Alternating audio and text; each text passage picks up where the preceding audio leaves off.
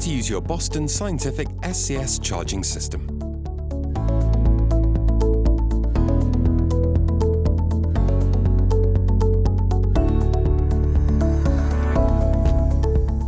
Welcome to the Boston Scientific SCS charging system video. This short video will show you how to use the charging system to keep your stimulator charged. This video is not intended as a substitute for your patient handbook. The contents of the patient handbook should be fully understood before using your Boston Scientific charger.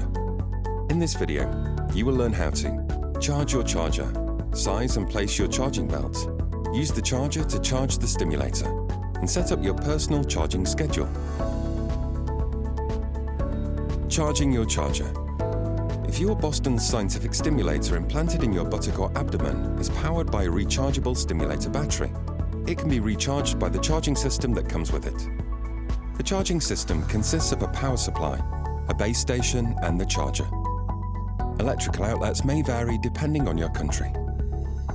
The charger needs to be charged in the base station before it can be used to charge the stimulator. To use the charging system, place the base station on a flat surface near an electrical outlet. Plug one end of the power supply into the wall outlet and the other end into the base station connector. Make sure it's not near water or direct heat. Then place the charger in the base station.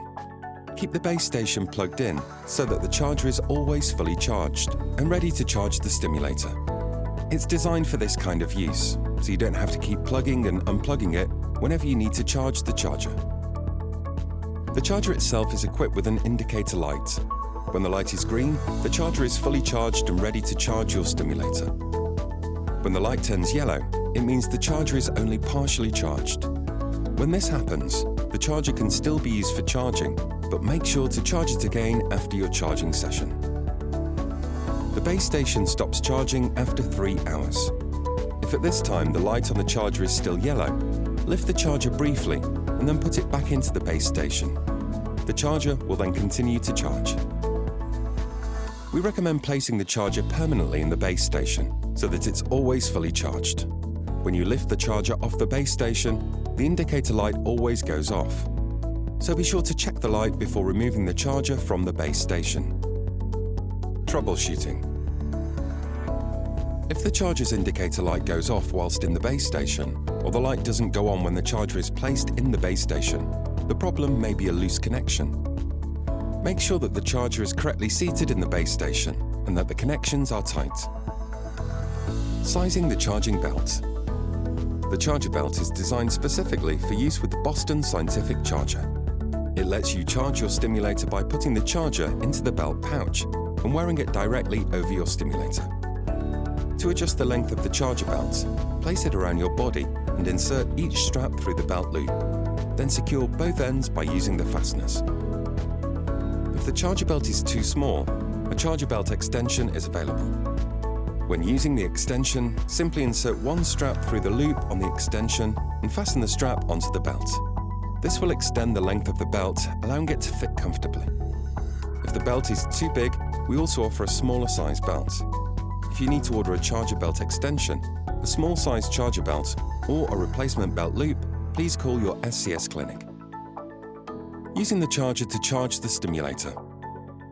When the indicator light is green, remove the charger from the base station and press the power button. The indicator light turns on again, and the charger starts beeping with repetitive single beeps to signal that it's searching for the stimulator that is implanted in your buttock or abdomen. Place the charger into the pouch of the charger belt so that you can see the power button through the mesh fabric. Then close the pouch and place the charger belt around your body, making sure that the power button and mesh fabric are facing out. Adjust the straps so that the belt is slightly loose at first. To properly use the charger belt, both straps must go through the belt loop. And remember, if at any time you're having trouble with the belt, return to the sizing the charging belt portion of this video and watch it again. Positioning the charger. Position the charger carefully over the stimulator. The charger is searching for your metal implant, and once the charger is over the stimulator, it will stop beeping and charging will begin. Once the charger is positioned over the stimulator, tighten the belt. For best results, occasionally check the charger to make sure that it's correctly centered over the stimulator. If the charger is not centered over the stimulator, charging time will vary and may be prolonged significantly. Many patients are able to feel the implanted stimulator and can place the charger directly on top of it. For those who can't feel their stimulator, centering the charger within the area where the charger does not beep will also ensure that the charger is aligned. To do this, first move the charger up and down from top to bottom over the stimulator. Listen for the beeping to stop on each side. Then move the charger to the midpoint of that range. Next, move the charger from side to side and listen for the beeping to stop on each side. Once again, move the charger to that midpoint. This is the easiest method to detect the exact location of your implant and to ideally align the charger with the stimulator.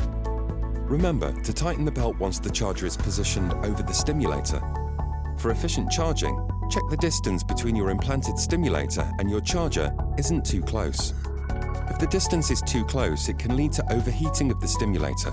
If the charger gets too warm, it may result in a significantly longer charging time. The charger should also be well ventilated for best charging results. This can be achieved by leaving the charger or the charging belt exposed to the air while charging.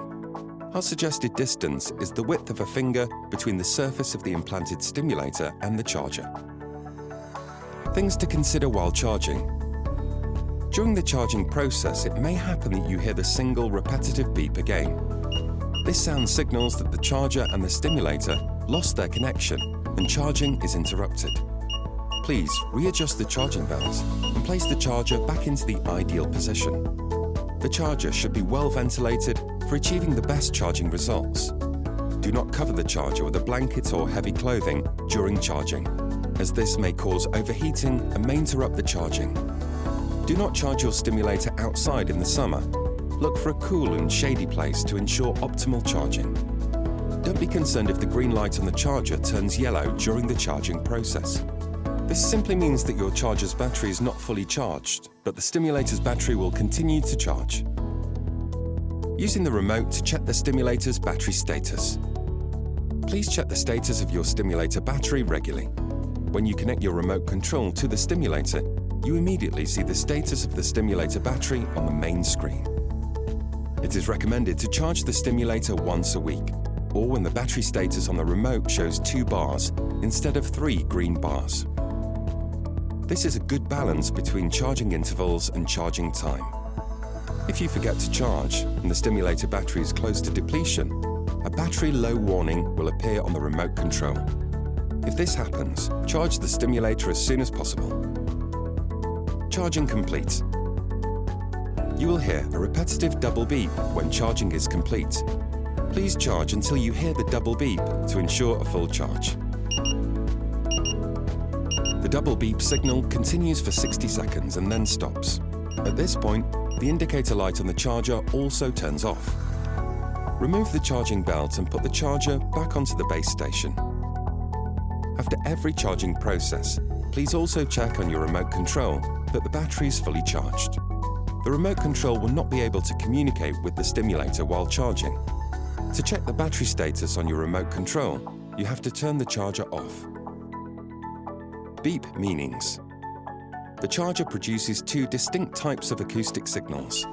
A repetitive single beep means the charger is searching for the stimulator and that charging has not started. In this case, the charger should be placed over the implant and the beeping will stop. A repetitive double beep, similar to an alarm clock, signals that the stimulator is fully charged and you can stop charging. The double beep sound lasts for 60 seconds. Choose a charging schedule that works for you. Boston Scientific recommends a recharging routine that works well for you and fits your schedule and lifestyle. Make sure that the stimulator has sufficient battery charge to do its job without interruption. Charging time. Because each person is different, the amount of time needed for complete charging depends on the energy you have used since you last charged the stimulator. Recharging your stimulator battery is similar to recharging your mobile phone. If you're making calls all day long, you'll have to recharge it more often. If you only use it a couple of times a day, the battery will last much longer. You can decide to have shorter, more frequent charging sessions or longer, less frequent charging sessions. Pick a routine that best fits your daily lifestyle. And don't forget that you can easily charge while watching your favourite TV programme or reading a book. A standard charging session once a week generally takes 30 to 60 minutes. We hope this introduction to charging has been helpful to you. Remember, you can consult your patient handbook or contact your physician if you have any questions.